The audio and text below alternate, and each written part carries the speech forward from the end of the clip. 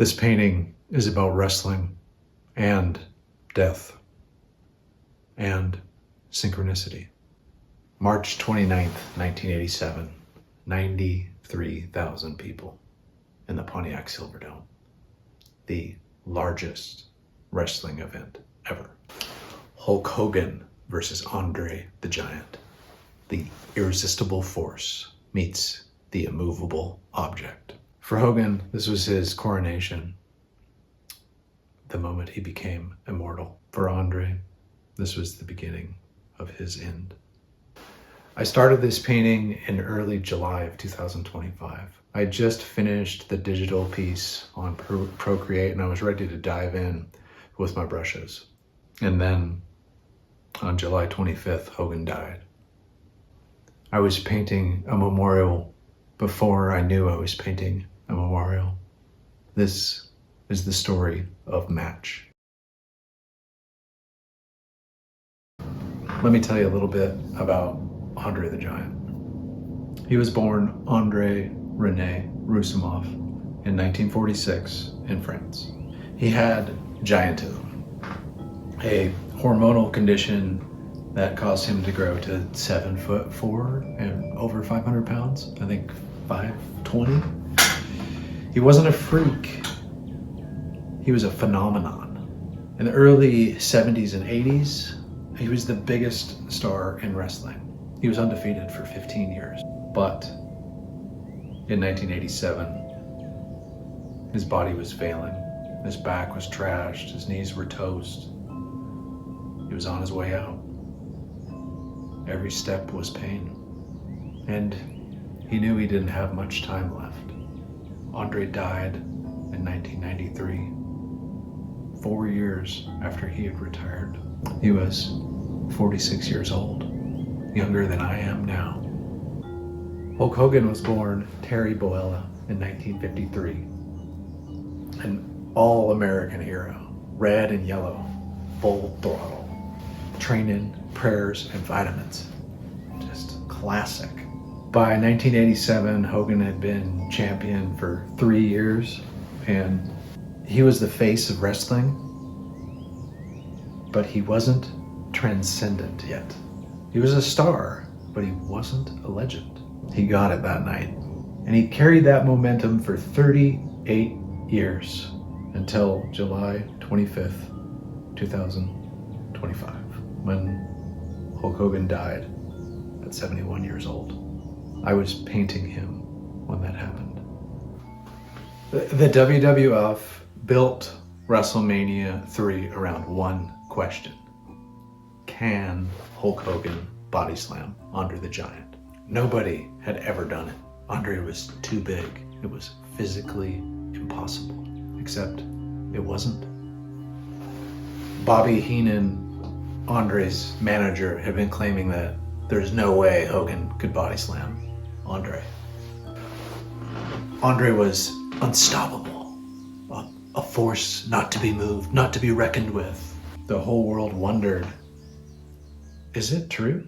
March 29th, 1987, the Pontiac Silverdome, just over 93,000 people, the largest wrestling crowd in North America ever.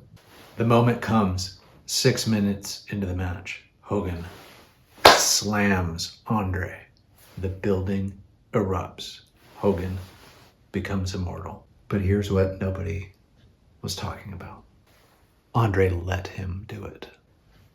In wrestling, you go over when you win, and you put someone over when you let them win. It's scripted. Everybody knows that now.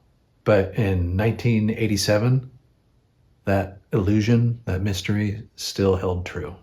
And Andre was a professional. He knew what the business needed. He knew what that moment meant for Hogan, for wrestling, so he gave it to him.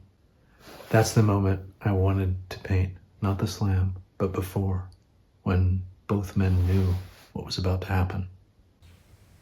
I've been painting icons for years. We got Willie Nelson, Audrey Hepburn, Dolly Parton, It's just a list that Princess Diana, it's a long list. And I've done it for many reasons. And originally, at the start of my career, I began with painting wrestlers, just simply because I loved them from my childhood. And now that I'm preparing for my museum retrospective at the Richmond Art Museum, it just felt right to revisit this. So in late June of 2025, I started doing what I do, just plunking around on Procreate with the old iPad and just prepping this piece in my mind and, in the digital space. In early July, I finished it. I knew it was right. I hit save and I mentally prepared. I physically prepared too. Got my canvas, got my paints. I was ready to rock. And then July 25th, 2025, Hogan died. I didn't know I was painting a memorial, but I was.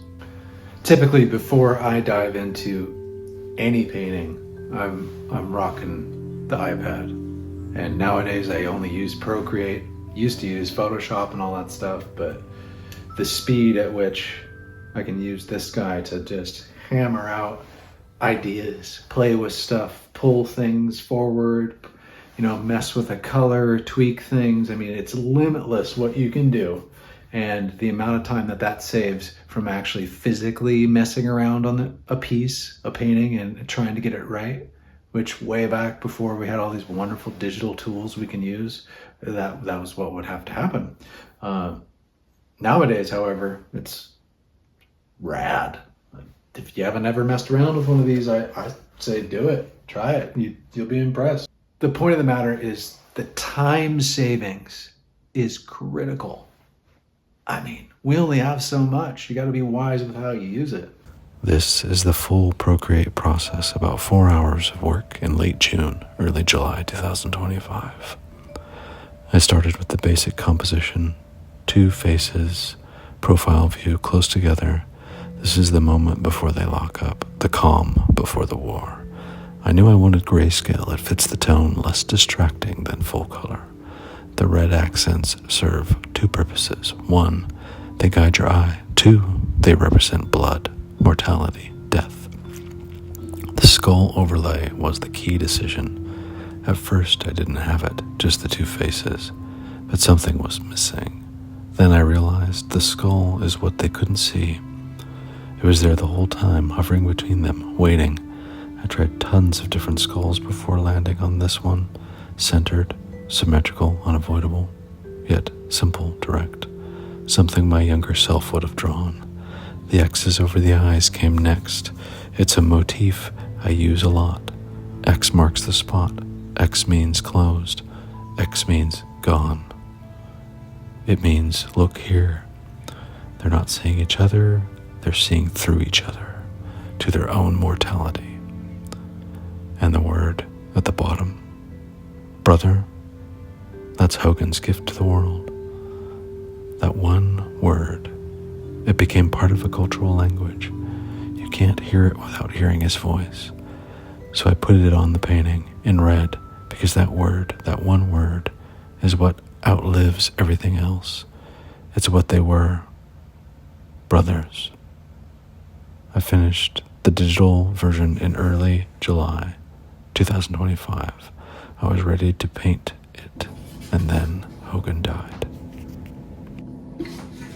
Got up that morning of July 25th, 2025, and heard the news of Hogan's passing.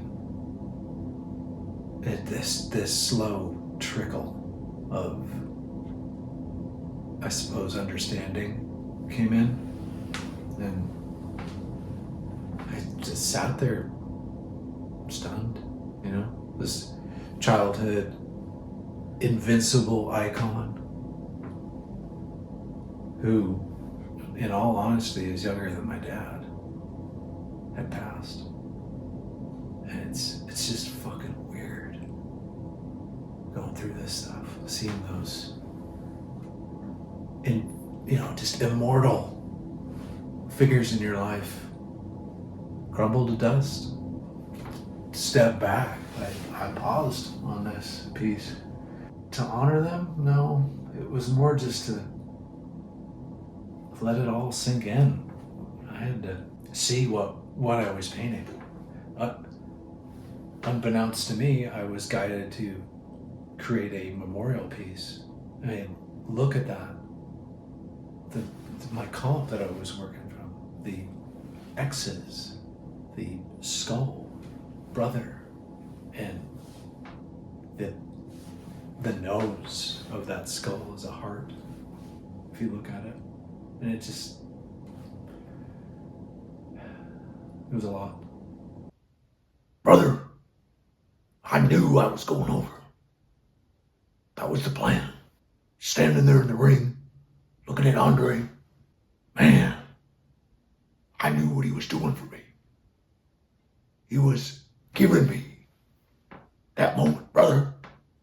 The giant was passing the torch. A torch I carried for 38 years. Through the good times, through the bad times, through the controversies and the comebacks. I carried that moment Andre gave me. But you can't carry it forever, brother. Eventually you have to put it down. I knew it was his moment, not mine. My body was already finished. But you do what the business needs. That cowardly boys. That's what it means to be a professional. So I let him slam me.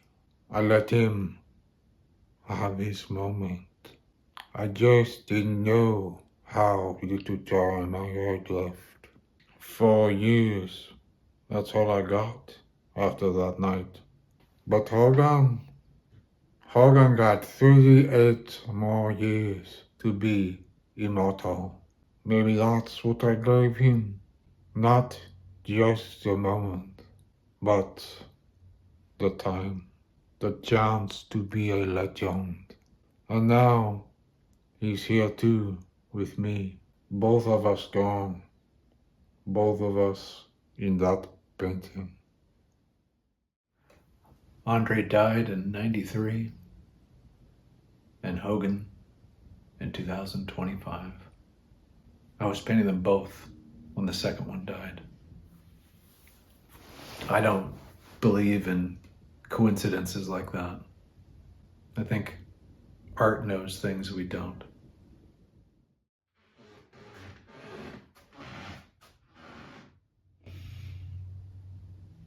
I waited a while before I started painting this.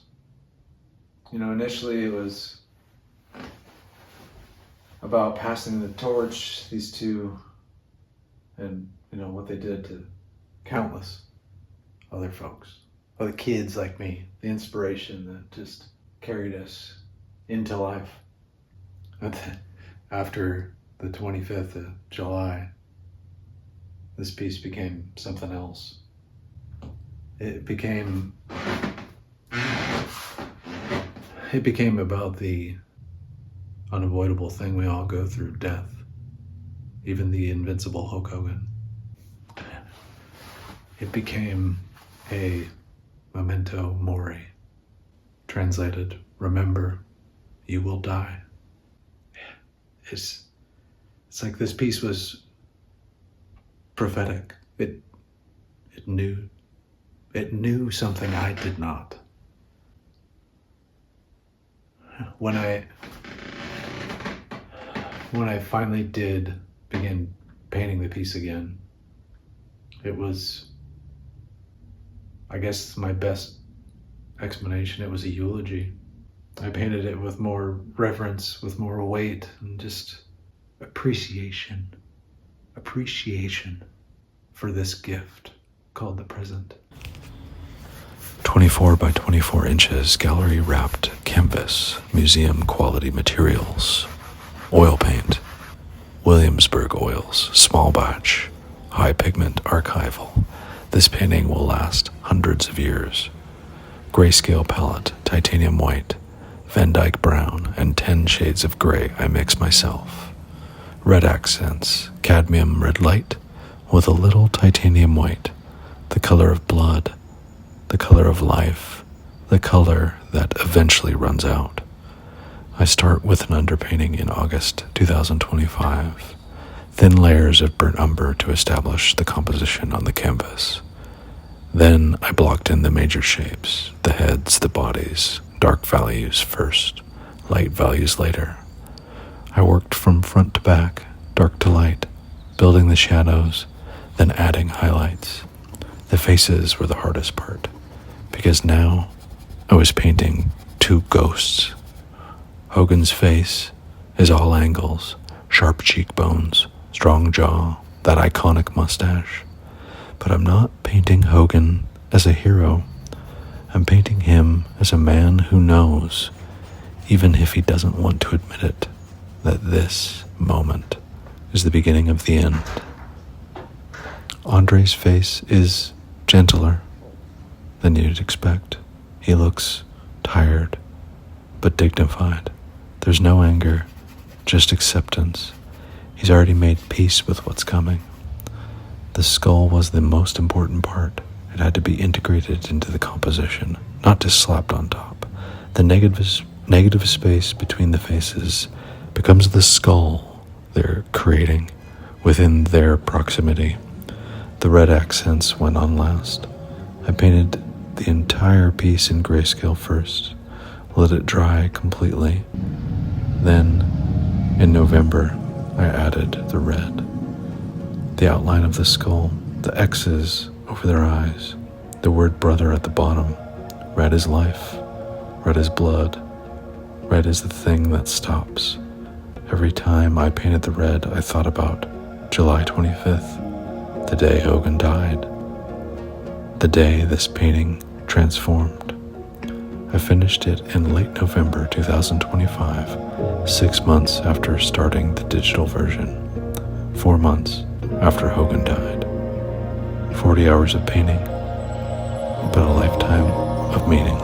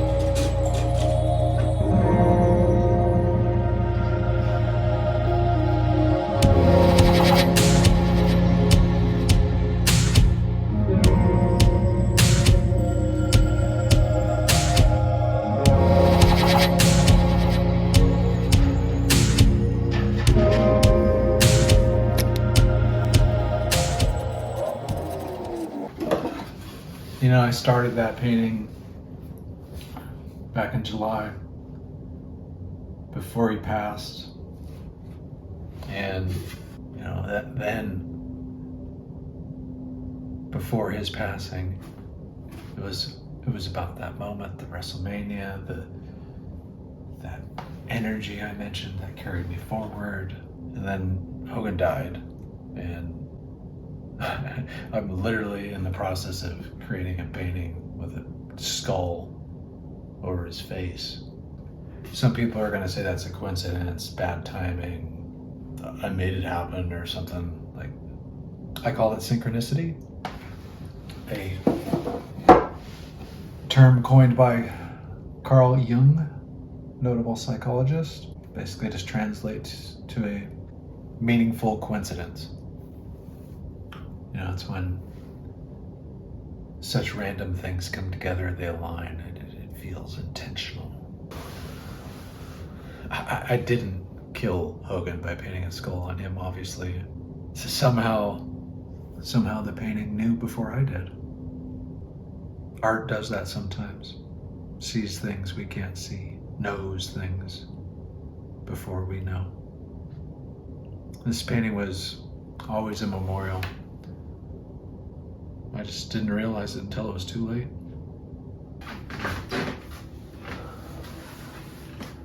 I paint a lot of icons.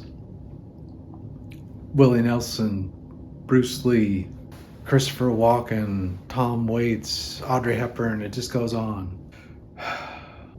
Sometimes people ask me why. It's not a fan art thing. It's because of our shared language with these celebrities. I use that connective tissue as a bridge to communicate with you. So we all bring that shared emotion, whatever it is that we have with these individuals. And it's a really complex way for me to say hello.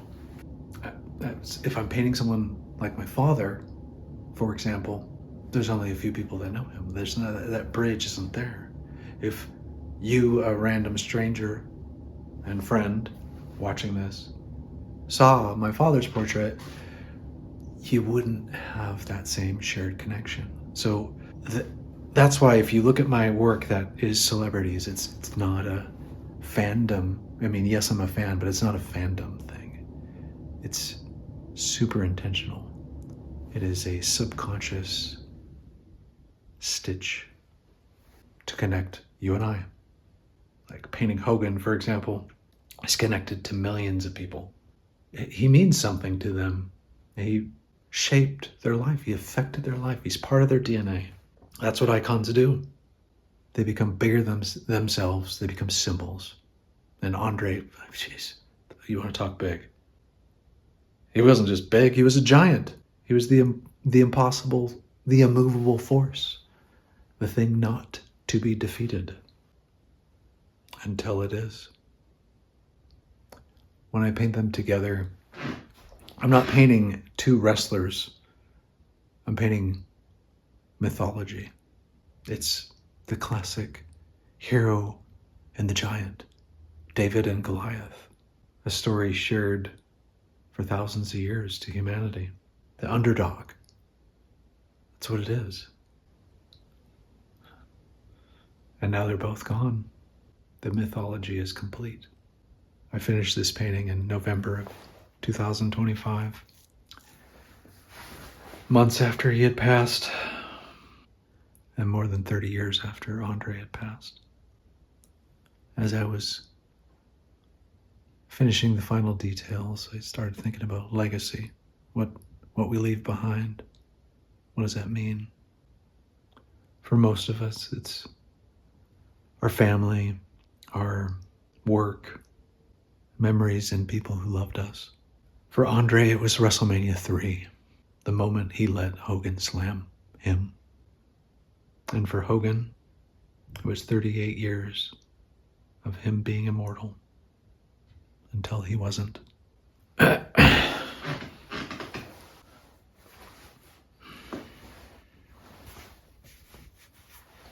Every time I say brother, I thought of you, Andre. Every time someone asked about the body slam, I told them. Andre gave that to me. I didn't take it. He passed the torch. And I carried it for 38 years, brother. Through everything, the fame, the controversies, the comebacks, surgeries, all of it. But you can't carry it forever.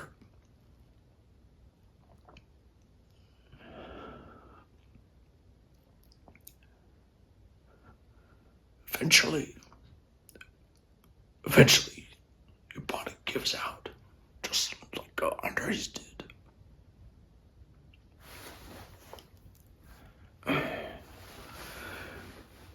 I thought I'd live forever. I really did, but nobody does, not even Hogan. When I'm gone, when I am gone, people are gonna remember the body slam. They're gonna remember the red and the yellow. They're gonna remember Hulkmania.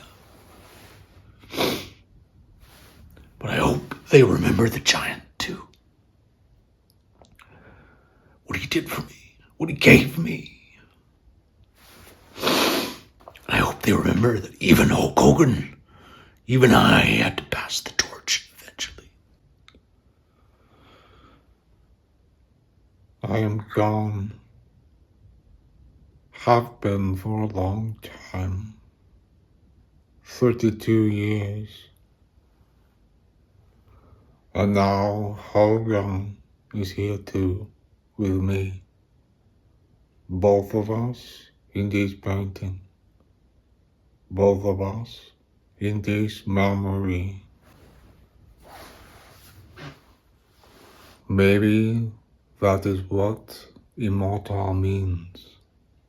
Not living forever, but living something that does. The moment, the match, the body slam, the torch. That lives even when we do not.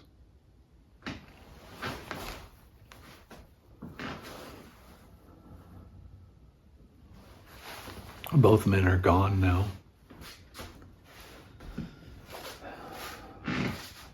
Andre since 93. Hogan since 2025. And this painting started before his passing. It's somehow new. It's somehow new. That's what's left. The moment, the memory, the meaning. That's what art does. It outlives us all. This is Match, 24 by 24 inches, oil on canvas, grayscale with red accents, the skull they couldn't see, the X's marking them as already gone, the word that outlives them both, brother. It took 4 hours on an iPad in July of 2025. It took 40 hours with a brush from August to November 2025. Hogan died in the middle of me creating this, and somehow, the painting knew before I did.